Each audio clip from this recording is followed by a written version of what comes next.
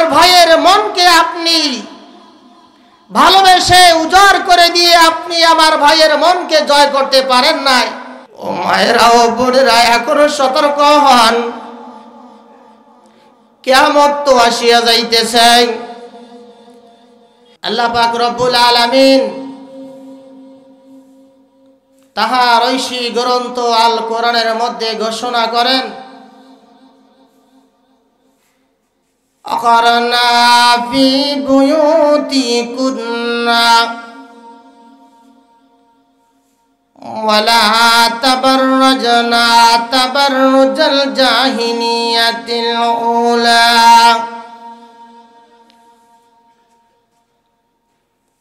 আল্লাহ রাব্বুল আলামিন ঘোষণা করেন, আদেশ করেন, নির্দেশ দেন, তোমরা কি করবা না? বেহায়া ভাবে চলাফেরা করবা না। ও নারীরা, অপর্দার আড়ালের মা ও বোনেরা, ভালো করিয়া শুনুন, কাল কিয়ামতের ময়দানে এই কথা বলতে পারবেন না। আমাদেরকে কোরআন হাদিস সম্পর্কে, পর্দা সম্পর্কে, নামাজ সম্পর্কে, স্বামীর খিদমত সম্পর্কে আল্লাহ তাআলা কোরআন হাদিসের মধ্যে, আল্লাহ পাক রব্বুল আলামিন কোরআনের মধ্যে বর্ণনা করেছেন। হাদিসে পাকের মধ্যে নবী সাল্লাল্লাহু আলাইহি ওয়াসাল্লাম ইরশাদ করেছেন, আমরা অবলা নারী, আমরা কোনো কিছু জানি না, কোরআন ভালো করে পড়তে পারি না, হাদিস ভালো করে পড়তে পারি না, হাদিসের অর্থ জানি না। এই কথা কাল কিয়ামতের ময়দানে বললে চলবে না। কারণ হলো, এই মুআজ বিন জাবাল রাদিয়াল্লাহু তাআলা আনহু মাদ্রাসাটা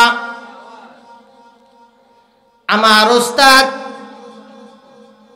ইসমাইল সাহেব দামাত বরকাতুহু মুআলিয়া তিনি প্রতিষ্ঠিত করেছেন,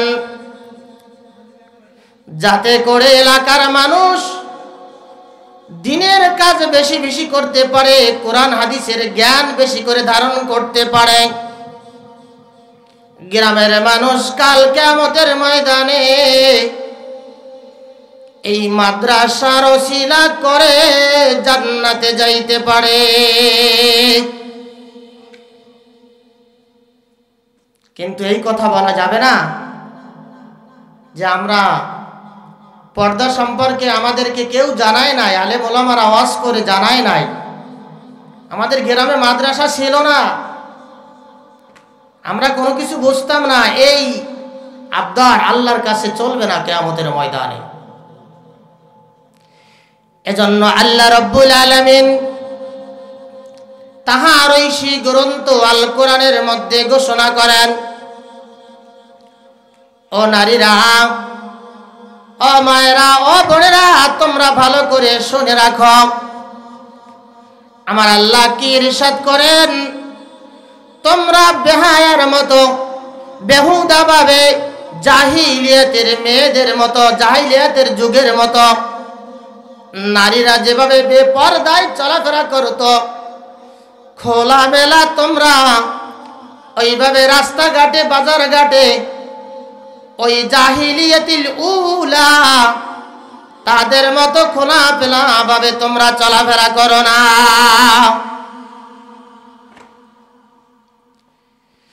নবী আলাইহিস সালাতু ওয়াস সালাম হাদিসে পাকের মধ্যে ইরশাদ করেছেন, মায়েরা, বোনেরা,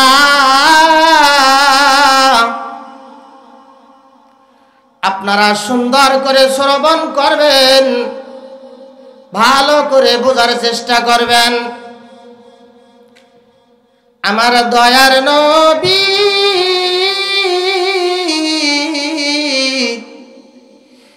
আমার মায়ার নবী হাদিসে পাকের মধ্যে ইরশাদ ফরমায়েছেন, ও নারীরা, ও মায়েরা, ও বোনেরা, তোমরা 4টে অথবা 5টি আমল যদি করতে পারো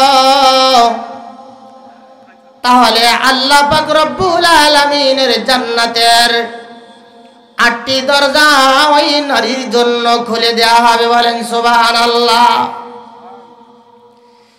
হাদিসে পাকের মধ্যে আল্লাহর নবী সাল্লাল্লাহু আলাইহি ওয়াসাল্লাম ইরশাদ ফরমায়াছেন, আল মারাতু ইযা সাল্লাত খামসাহা,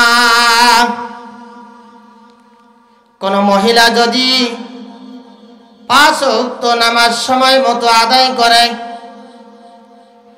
আসামাত শাহরাহা, রমজান মাসের 30টা রোজা যদি ঠিক মতো আদায় করে, ওয়া আহসানাত ফারদাহা,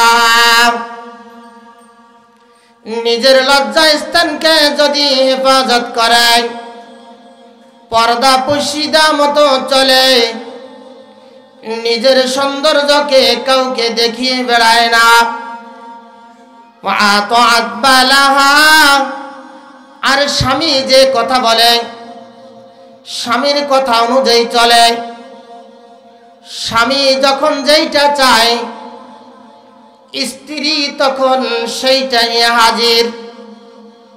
তাহলে এই 4টি কাজ যদি কোনো মা করতে পারেন, কোনো বোন করতে পারেন, তাহলে আল্লাহর নবী হাদিসে পাকের মধ্যে বর্ণনা করেন, ফালতাদখুল মিন আইয়ি আবওয়াবিল জান্নাতি শাআত, তাহলে ওই মায়ের জন্য, ওই বোনের জন্য মরার সাথে সাথে এই 4টি আমল করতে পারলে আল্লাহ রব্বুল আলামিন তাহার জন্য জান্নাতের 8টি দরজা খুলে দিবে। কাজেই আমরা এই যে হাদিসটা শুনলাম, এখন একটু ব্যাখ্যা বিশ্লেষণে আসি। নামাজের বিষয় আসেন, 5 ওয়াক্ত নামাজ পড়তে বলেছে। বিশেষ করে মায়েদের মধ্যে দেখা যায় অলসতা করে, নামাজ ঠিক মতো পড়তে চায় না, পড়তে পারে না, অথবা যদিও পড়ে অলসতা বেশি, এখন পড়ব না, একটু পরে পড়ব, এই নামাজের অলসতা করে তারা সময়টাকে জোহরের নামাজ আসরের আগে পড়ে, আসরের নামাজ মাগরিবের কাছাকাছি পড়ে নাই, মাগরিবের নামাজ মুরগি ধরতে যায়, হাঁস ধরতে যায়, বিভিন্ন কাজ কাম করতে যায়, যার কারণে নামাজটাকে সময় মতো পড়তে পারে না, কাজের অজুহাত দেখিয়ে। যদি নাকি আমি নামাজটা এখন পড়ব না, একটু পরে পড়ব,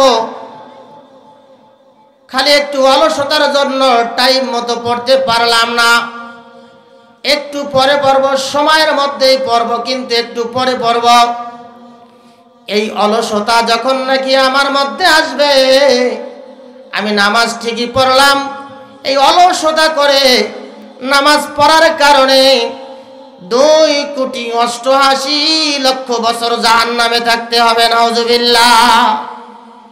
নামাজও পড়লাম, অলসতা করার কারণে, কাজাও করলাম, অলসতা করার কারণে জাহান্নামেও থাকতে হবে। তাহলে এই নামাজটা সময় মতো আমাদের আদায় করতে হবে, নামাজের দিকে আমাদের পাবন্দী হতে হবে। এই নামাজটা যদি সময় মতো পড়া হয় তাহলে 5টি পুরস্কার আল্লাহ তাআলা দান করবেন। এর মধ্যে 1 নম্বর পুরস্কার হলো তার রিজিকের কোনো অভাব থাকবে না, গায়বী থেকে রিজিক আসবে। হঠাৎ করে আপনার গরুর গোশত পরানে চাইল, ইলিশ মাছ পরানে চাইল, আপনার ভালো ভালো খাইতে মন চাইল, আপনি নামাজে দাঁড়িয়ে যান, আপনার স্বামীর জন্য দোয়া করেন। স্বামী বিদেশে আছেন, স্বামী ঢাকায় চাকরি করে, স্বামী ভ্যান চালাইতে গেছেন, স্বামী ডাঙ্গায় কাজ করতে গেছেন, স্বামী দূরে কাজ করতে গেছেন। আপনি এদিক ওদিকে সময় না দিয়ে নামাজের সময় যখন হয়ে যায়, আপনি নামাজের জন্য প্রস্তুতি নিয়ে নামাজ পড়ে যায় নামাজে বসে আপনি আপনার স্বামীর রিজিকের জন্য দোয়া করবেন, নিজের রিজিকের জন্য দোয়া করবেন, সন্তানের রিজিকের জন্য দোয়া করবেন। তাহলেই নাকি আল্লাহ তাআলা আপনি যে জিনিসটা চাইবেন ওই জিনিসটা আল্লাহ তাআলা আপনার জন্য ব্যবস্থা করে দিবে। কাজেই আর দোয়া ও মুখুল ইবাদা, দোয়া হলো সর্বোত্তম ইবাদত। যেই ব্যক্তি আল্লাহর কাছে চায় না, আল্লাহ রাব্বুল আলামিন ওই ব্যক্তির পরে রাগান্বিত হন। আমরা তো দুনিয়ায় একটা জিনিস চাইলে একবার দেয়, দ্বিতীয়বার চাইলে আর একবার দেয়, তৃতীয়বার চাইলে বলে একটু আগে তোকে দিছি না, ধমক দিয়ে বলে তোকে তো একটু আগে দিছি।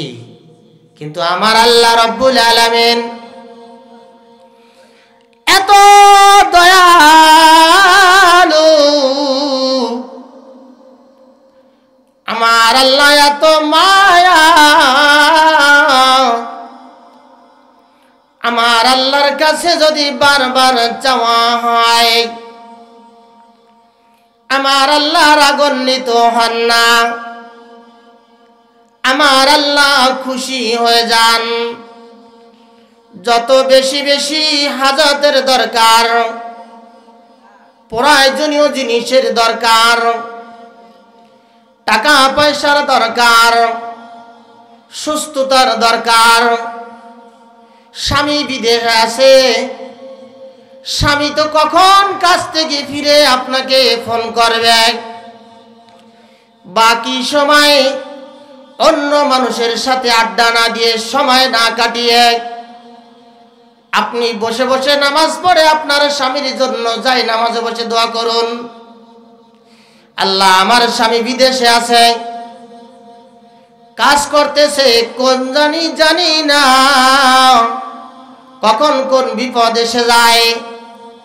আল্লাহ আমার স্বামীকে আপনি ভালো রাখুন, আমাদের শান্তির জন্য, আমাদের আরামের জন্য, আমাদের সুখের জন্য, আমার সন্তানকে ভালো রাখার জন্য, ভালো কিছু খাওয়ানোর জন্য, মাথার গাম পায়ে ফেলে এরকম ভাবে কিষান বইতে যায়, বিভিন্ন কাজ কাম করতে যায়, বাড়ির থেকে বিভিন্ন জায়গায় যায়, তাদের জন্য এরকম যদি দোয়া করেন ও মা ও বোন, তাহলে নাকি আপনার দোয়ার বরকতে ওই স্বামীকে আল্লাহ তাআলা বড় বড় বিপদ আপদ বালা মুসিবত থেকে হেফাজত করবে।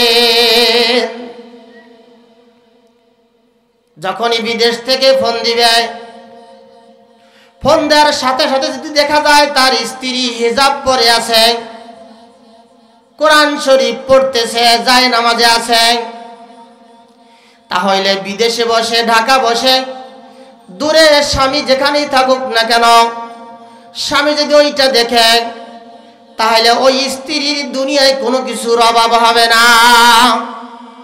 টাকা চাওয়া লাগবে না, শাড়ি চাওয়া লাগবে না, চুরি চাওয়া লাগবে না, কোনো কিছুই সাজন কোজন চাওয়া লাগবে না। সব কিছু ওই স্বামী আপনার আচার আচরণ দেখে, আপনার ব্যবহার দেখে, আপনার কাজকর্ম দেখে, আপনার আমল দেখে একেবারে চাইতে দেরি আছে, স্বামীর দিতে দেরি নাই। বিভিন্ন জায়গায় দেখা যায় খালি বলে আপনি একটু আপনার বাইকে একটু ওয়াশ করতে পারেন। কি ওয়াশ করব? কয় আমারে মোটেও ভালোবাসে না, ভালো জানে না, যা চাই তা কোনো কিছুই দেয় না। এর একমাত্র কারণ আপনি আমার ভাইয়ের মনকে আপনি ভালোবেসে উজাড় করে দিয়ে আপনি আমার ভাইয়ের মনকে জয় করতে পারেন নাই। আমার ভাইয়ের মনকে আপনি কষ্ট দেন। আমার ভাই বলে ওই ঘরে যাবা না, ওই ঘরে যাবা না, বাজারে যাবা না, বিভিন্ন জায়গায় পার্কে যাবা না, রাস্তাঘাটে ঘোরাফেরা করবা না, পর্দা পুশিদের মতো চলবা, আমি যে কথা বলি সেই কথা শুনবা, আমার সন্তানের দিকে খেয়াল করবা, তাহলে নাকি তুমি যা চাও তাই দেব। কিন্তু একমাত্র না দেওয়ার কারণ হইল আপনার প্রতি আমার ভাই অসন্তুষ্ট আছে, হাজারবার কান্নাকাটি করার পরেও ঠিকমতো আপনাকে দেয় না। বন্ধুরা আমার, এক নম্বরে হচ্ছে আল্লাহর নবী বলেছেন, 5 ওয়াক্ত নামাজ যদি পড়া হয়, কোন নারী যদি 5 ওয়াক্ত নামাজ সময় মতো পড়ে, অসামাত শাহরাহা, রমজান মাসের 30টা রোজা যদি ঠিক মতো আদায় করে, রোজার ব্যাপারে মায়েরা বুড়েরা খুব সতর্ক থাকে, ফরজ রোজা তো আদায় করে, বিভিন্ন 12 চাঁদের বিভিন্ন সময় বিভিন্ন রোজা থাকে, ওই নফল রোজাগুলো মা বোনেরা আদায় করে, তাদের আমল অনেক দিক থেকে ভালো বলা যায়। মা বোনদের আমল অনেক দিক থেকে ভালো আমি মনে করি। বিভিন্ন সময় ইমামতি করে, বিভিন্ন সময় জিজ্ঞাসা করে, পোলাপান পাঠাই দেয়, হুজুরের কাছে জিজ্ঞাসা করে আসো এই রোজাটা কবে, অমুক মাসের রোজাটা কি এখন রাখা যাবে। এই দ্বারা আমি রিসার্চ করে বুঝলাম মা বোনেরা রোজার প্রতি খুব আবেগ, রোজার প্রতি তাদের ভালোবাসা আছে, তারা নামাজও পড়ে, রোজাও ঠিক মতো থাকে। তাইলে আলমারাতু ইযা সাল্লাত খামসাহা, 5 ওয়াক্ত নামাজ পড়তে হবে 1 নম্বরে। 2 নম্বরে রমজান মাসে 30টা রোজা আদায় করতে হবে। 3 নম্বর আহসানাত ফারজাহা, নিজের লজ্জাস্থানকে হেফাজত করতে হবে। তাহলে কি হবে? তাহলে আপনি এমন ভাবে আল্লাহর বান্দি হয়ে যাবেন, আপনার সুনাম সব জায়গা ছড়িয়ে যাবে। অথচ এই পর্দা জিনিসটা দুনিয়ার থেকে উঠে গেছে এক হিসেবে বলা যায়। বিভিন্ন জনে 8-এর বোরকা পরে, 60-এর বোরকা পরে, এমন ভাবে আটসাজ করে সাজিয়া সাজিয়া, চুলগুলো ফুলিয়ে ফুলিয়ে, বোরকা পরে ঠিকই, মাথা কি করে একদম ফাঁকা রাখিয়া তারপর চলাফেরা করে, মুখ ফাঁকা রাখিয়া বোরকা পরে। এইটা তো ঠিক হবে না। আপনার একটা চুল যদি দেওরে দেখে, ভাসুরে দেখে, পাড়া প্রতিবেশী দেখে, পর পুরুষে দেখে, বাজার ঘাটে যান তারা যদি দেখে, ভ্যান আলাভাইরা দেখে, কসমেটিকের দোকানে যান, কি সুন্দর হাসি হাসি কথা বলেন, তারাও এইগুলা দেখে মজা নাই। আর ভাবি ভাবি বলে, শাড়ি চুড়ি ঈদের সময় কিনতে যান, তারাও সুন্দর করে কাছে ডাকিয়ে বলে ভাবি বসেন, ভাবি বসেন, এরকম বলে। আর কি সুন্দর হাসি দেন। এই যে হাসলেন আর চুল দেখাইলেন, এই যে মুখ দেখাইলেন, প্রতিটা হাসির বিনিময়ে জিনার গুনাহ হয়, বলেন নাউজুবিল্লাহ। মাথার একটা চুল যদি দেওরে দেখে, বাসুরে দেখে, পাড়া প্রতিবেশী দেখে, পর পুরুষে দেখে, গায়রে মুহররম দেখে, একটা চুল দেখার বিনিময়ে আপনার কবরের মধ্যে 70টা সাপ হবে, বলেন নাউজুবিল্লাহ।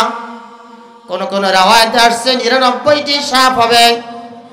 সাপ এমন একটা সাপ, এক একটা সাপ এরকম ভাবে দংশন করবে, মাথা হইতে পা পর্যন্ত কামড়াইতে থাকবে।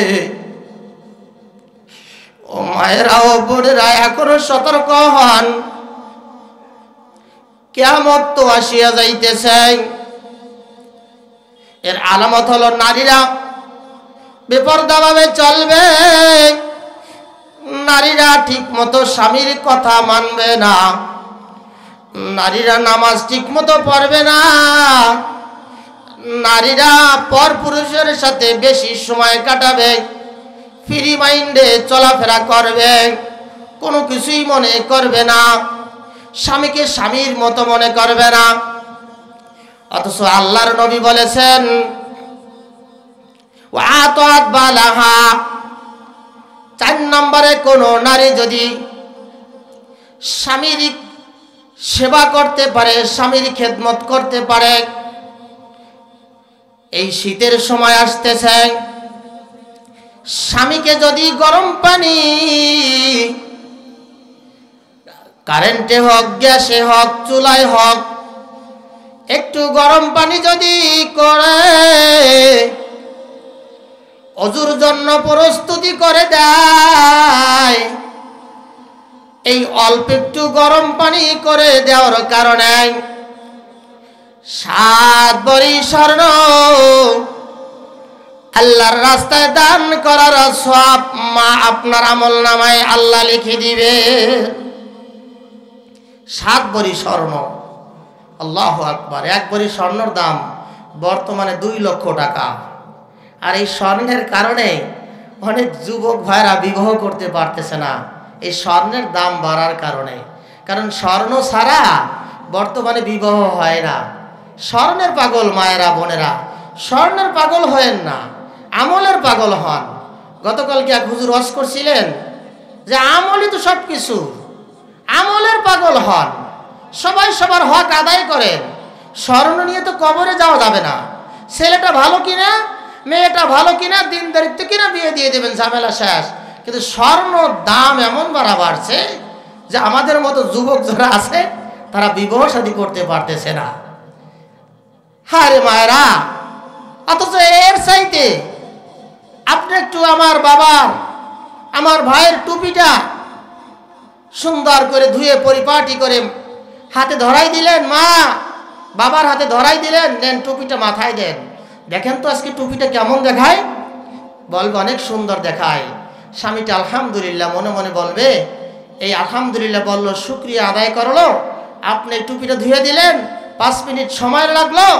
আপনি 1-2 ভরি স্বর্ণের পাগল না হইয়া আপনি টুপিটা ধোয়ার কারণে 7 ভরি স্বর্ণ আল্লাহর রাস্তায় দান করার সওয়াব মা আপনার আমলনামায় আল্লাহ লিখে দিবেন। বলেন সুবহানাল্লাহ। ও মায়েরা, স্বর্ণের পাগল কেন? আখিরাতের স্বর্ণের পাগল হন। একটু গরম পানি করে দেন, একটু চা বানিয়ে দেন নামাজের পরে, ফজরের নামাজের পরে, মাগরিবের নামাজের পরে 1 কাপ চা বানিয়ে দেন না। শ্বশুর শাশুড়ির একটু সেবা করেন, খেদমত করেন না, দেখেন না কত সওয়াব হবে। তাহলে আল্লাহর পয়গম্বর বলেন ওয়াতাত বালাহা, 4 নম্বরে কোনো মা যদি, কোনো বোন যদি স্বামীর কথা মতো চলতে পারে, স্বামী যেইভাবে বলবে সেইভাবে চলতে পারে, তাহলে তার জন্য জান্নাতের 8টি দরজা আল্লাহ খুলিয়ে দিবেন। বলেন সুবহানাল্লাহ। একটা ঘটনা মনে পড়ে গেল, বলবো নাকি? বলবো। আল্লাহর নবী বলতেছেন, হাদিসে পাকের মধ্যে আরেকটা হাদিস আসছে, ক্বালা রাসূলুল্লাহি সাল্লাল্লাহু আলাইহি ওয়াসাল্লাম আইয়ু ইমরাতিন রাজিন দাখালাতিল জান্নাহ। আল্লাহর পয়গম্বর বলেন, কোন মহিলা যদি, কোন নারী যদি মৃত্যুবরণ করতে পারে, তার স্বামী সন্তুষ্ট করে, স্বামী রাজি খুশি করে, মরার পরে স্বামীতে যদি অন্তর থেকে কবরের কাছে গিয়ে বলে, অথবা যায় নামাজে বসিয়ে বলে, আমার স্ত্রী কত ভালো ছিল, আল্লাহ আমার স্ত্রীকে তুমি জান্নাতুল ফেরদাউস নসিব করে দাও। দুনিয়ায় থাকা অবস্থায় আমার স্ত্রী আমাকে কত মহব্বত করত, কত ভালোবাসত, আমাকে পানি গরম করে দিত, অজুর পানি গরম করে দিত শীতের সময়, আমার জামা কাপড় ধুয়ে পরিষ্কার করে দিত, আমি নামাজ পড়তে যাইতাম, আমার বিছনাটা সুন্দর করে পরিপাটি করে দিত, ঘরে গেলে খাবারটা রেডি করে দিত। আজ আমার স্ত্রী দুনিয়ায় নাই,